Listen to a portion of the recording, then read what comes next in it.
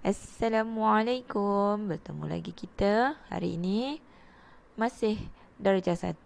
Boleh buka kitab. Okey, pelajaran akhlak darjah 1. Pelajaran yang ketiga, adab berwuduk.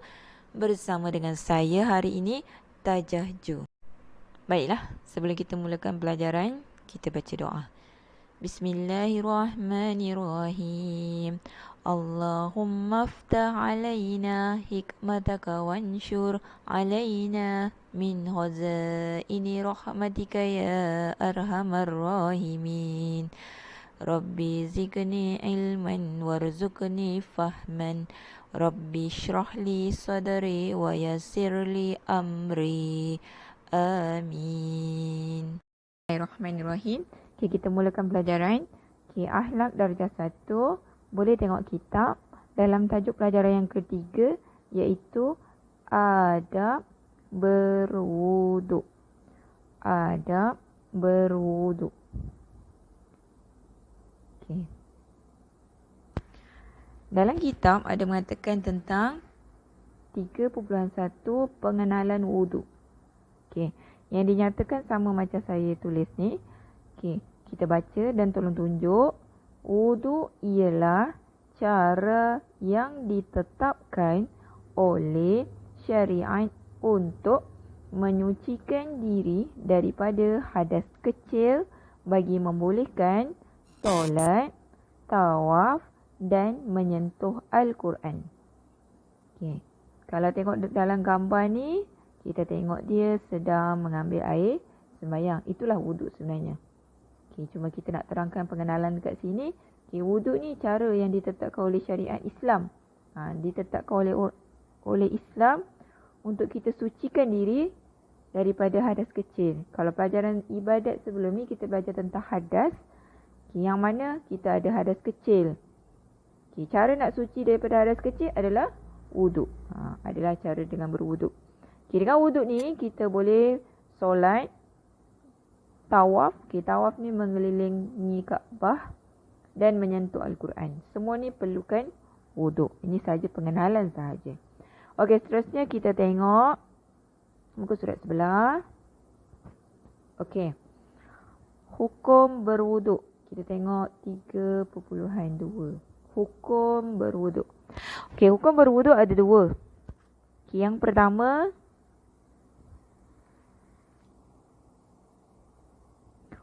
wajib berwuduk ketika hendak mendirikan solat, bertawaf dan menyentuh Al-Quran.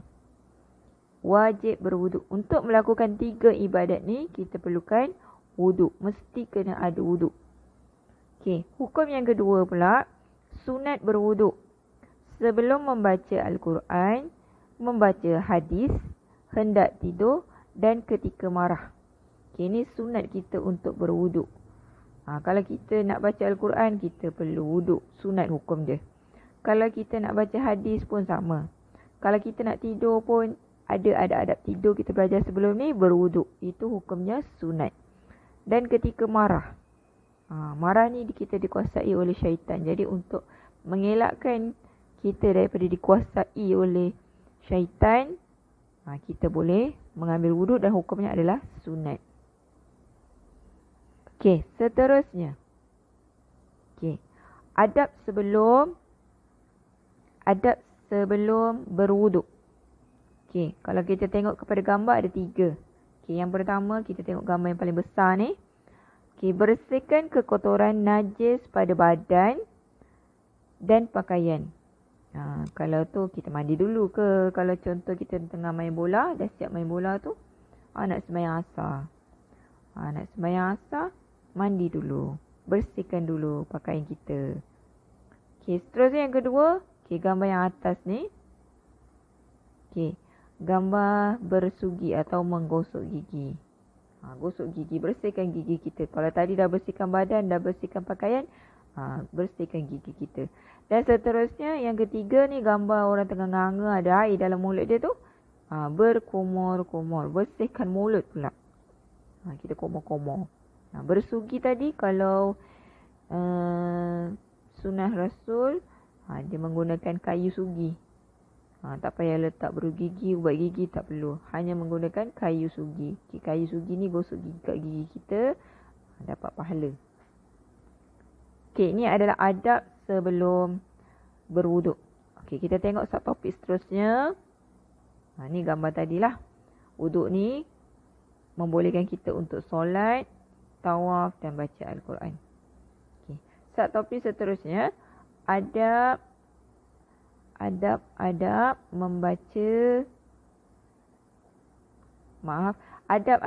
semasa berwuduk. Adab-adab semasa berwuduk. Ni ketika kita sedang wuduk, ada 8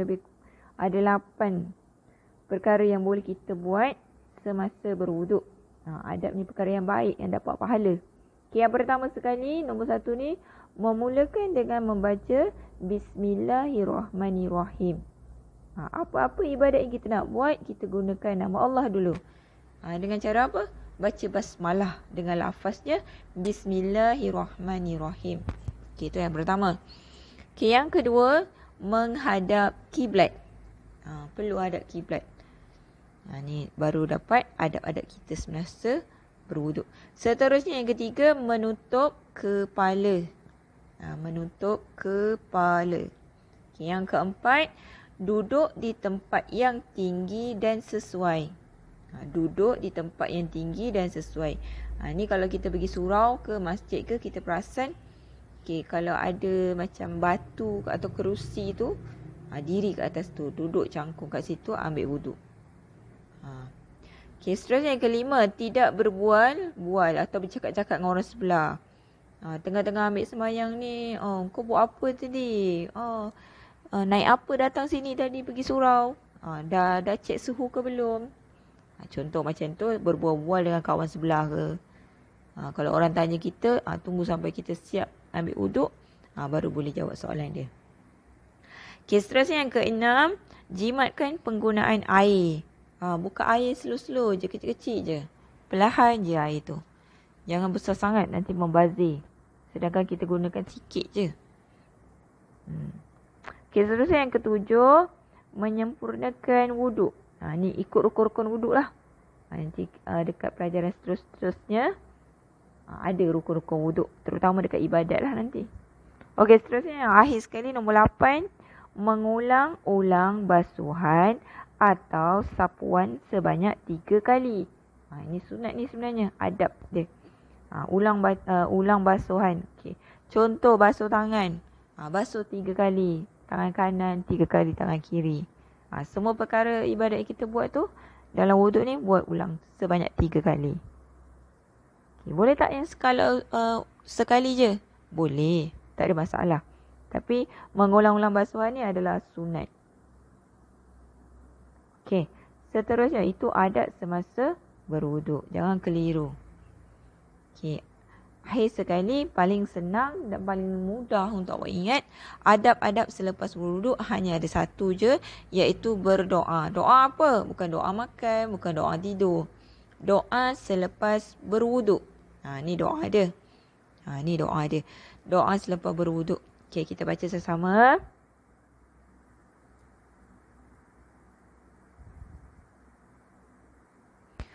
Allahumma. Kita baca sama-sama. Ulang lagi sekali. Allahumma ja'alni minat tawwabin. Waj'alni minal mutatahhirin. Waj'alni min ibadikas solihin.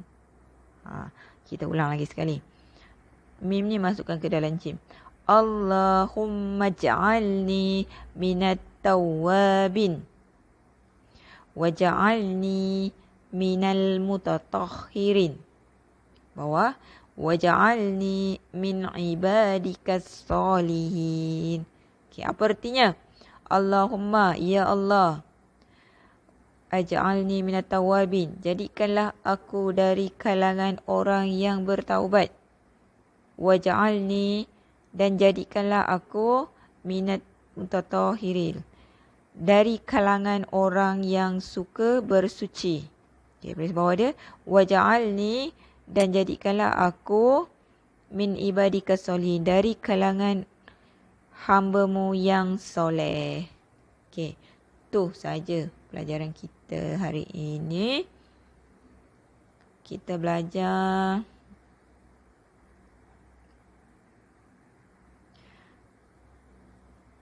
yang pertama, kita pengenalan wuduk. Kita kenal apa tu wuduk. Okay, seterusnya kita tahu hukum berwuduk ni ada dua.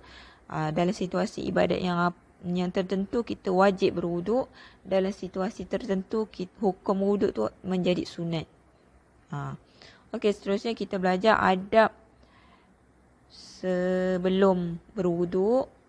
Sebelum kita nak wuduk, kita kena buat apa? Bersihkan badan, bersugi, komo-komo. 3 benda ni je. Okey, kemudian ni adab ketika kita nak ambil wuduk ni sangat penting. Apa-apa ibadat mesti gunakan nama Allah dulu dengan baca bismillahirrahmanirrahim. Okey, ada 8 lah. Okey, dan akhir sekali yang tadi saya kata, adab selepas wuduk. Lepas kita ambil wuduk bukan main keluar je. Kita perlu baca doa dulu. Doa selepas ambil wuduk. Kita baca sekali lagi. Allahumma ja'alni minat tawwabin. Waj'alni minal mutatahhirin. Waj'alni min ibadikas solihin. Okey. Dan akhir sekali tajuk pelajaran kita untuk hari ini. Kalau tadi perkara-perkara sunat ataupun adab berwuduk. Okey, ini perkara makruh ketika berwuduk.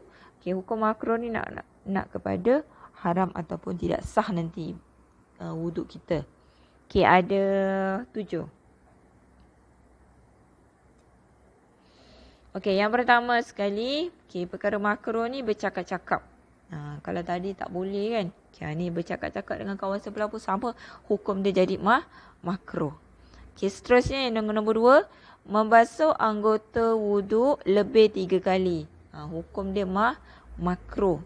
Masih sah ibadat kita, ibadat wuduk tu, tapi makruh hukum dia. Okey, yang ketiga, penggunaan air yang berlebihan. Ni macam tadilah, buka paip besar-besar, membazir. Okey, seterusnya yang keempat, berwuduk dengan air musyammas. Hari tu kita dah belajar bahagian-bahagian air ada 4. Air musyammas ni air apa? Okey, air yang makruh untuk kita gunakan untuk berwuduk. Air yang ada di dalam bekas yang berkarat di bawah cahaya matahari. Air yang tu tak boleh. Bukan tak boleh. Hukum dia makruh. Boleh gunakan tapi makruh. Okey, yang kelima ni, berwuduk dengan menggunakan bekas daripada tembaga. Ini sekarang susah nak jumpa bekas daripada tembaga. Berwuduk dengan menggunakan bekas daripada tembaga. Okey, biasa kita gunakan air paip je lah. Paling-paling dekat air dalam baldi ataupun air dalam kolah dekat masjid, dekat surau. Okey, dan yang keenam, berwuduk di dalam tandas. Kalau kita tahu sifat tandas ni adalah kotor. Dan dia adalah tempat syaitan. Jadi kalau boleh pergi ke tempat yang sesuai untuk kita berwuduk. Contoh dekat surau, mesti ada tulis tu bilik wuduk lelaki, bilik wuduk perempuan. Okay, macam dekat sekolah kita pun sama, bilik wuduk lain daripada tandas. Kalau kita kat rumah tak ada pilihan, jadi boleh tapi hukumnya makruh. Kalau ambil dekat sinki ke pun boleh juga. Tapi hati-hati jangan sampai melimpah-limpah pula air ke bawah. Mak ayah marah pula. Okey, seterusnya yang ketujuh, akhir sekali. Mengeringkan saki-baki air yang ada pada anggota wuduk. Ni sebab tadi kita jangan gunakan air berlebihan. Nanti muka basah, badan basah, baju basah sangat. Lepas tu kita lap. Bila kita lap tu, hukum dia makruh. Biar air kering sendiri. Cakap tangan ke kat muka kan, biar dia kering sendiri. Okey, itu adalah perkara-perkara makruh ketika berwuduk. Masih boleh buat tapi hukum dia makruh. Okey, itu saja pelajaran kita hari ini. Nanti saya akan masukkan latihan seterusnya. Okey. Assalamualaikum warahmatullahi wabarakatuh.